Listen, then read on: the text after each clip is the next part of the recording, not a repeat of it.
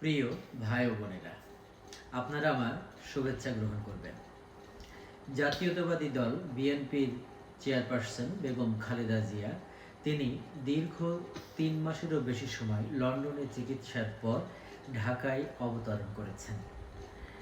আজ ঢাকায় লক্ষ লক্ষ মানুষ গতকাল মধ্যরাত থেকে এয়ারপোর্টে এবং এই সংশ্লিষ্ট আশেপাশের সড়কে অবস্থান নিয়েছে।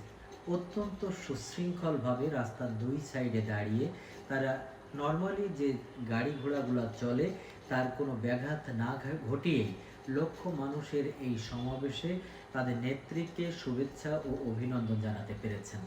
বাংলাদেশ পুলিশ, সেনাবাহিনী, র্যাব এবং আনসার তারা ব্যাপকভাবে নিয়ন্ত্রণে রেখে সুন্দরভাবে তার ফিরে আসাকে সুন্দরভাবে আসবার পরিবেশ তৈরি করে দিয়েছে। বাংলাদেশ সরকার, নিরাপত্তা বাহিনী, পুলিশ, আর্মি, র্যাব এবং আনসার সদস্যদের আমরা সেজন্য ধন্যবাদ জানাতেই পারি। বিএনপির লক্ষ লক্ষ কর্মী, সমর্থক তারা হৃদয়ের ভালোবাসা থেকে তাদের নেত্রীকে তারা শুভেচ্ছা জানিয়েছেন। বেগম খালেদা জিয়া সুস্থ হয়ে দেশে ফেরাকে আমরাও আমাদের অন্তরের অন্তঃস্থল থেকে সাধুবাদ এবং মহান রব্বুল আলমিনের কাছে কৃতজ্ঞতা প্রকাশ করছি।